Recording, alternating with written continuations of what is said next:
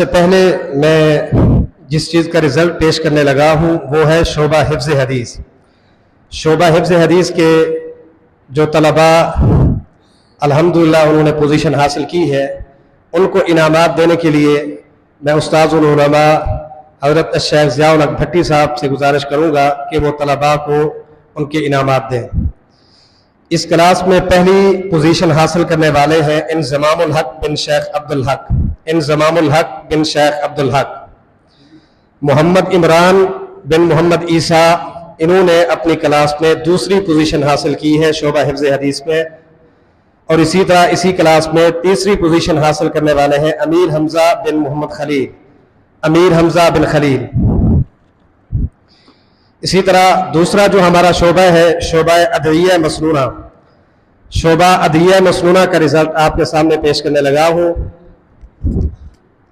تو اس میں 3 کلاسیں ہیں ہمارے پاس. 3 کلاسیں. پہلی کلاس قاری محمد عمران نذیر صاحب کی ہے.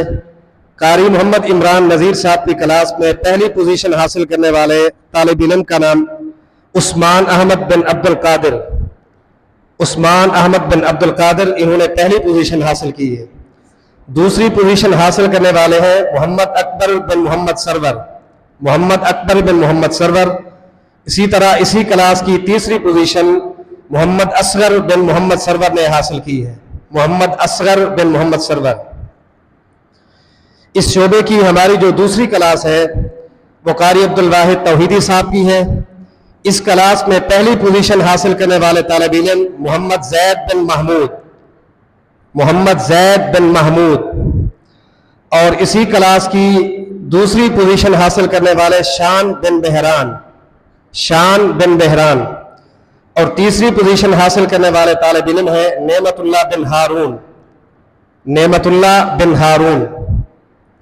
اسی طرح جو اس شعبے کی تیسری کلاس ہے قاری محمد اجمل نیاز صاحب کی، اس کلاس میں پہلی پوزیشن حاصل کرنے والے طالب علم داؤد بن محمد اسماعیل.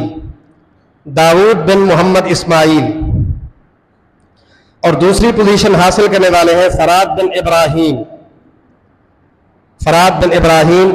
اور اسی طرح اسی شعبے کی آخری کلاس کی تیسری پوزیشن حاصل کرنے والے طالب علم ہیں زبیر بن صدیق. زبیر بن صدیق.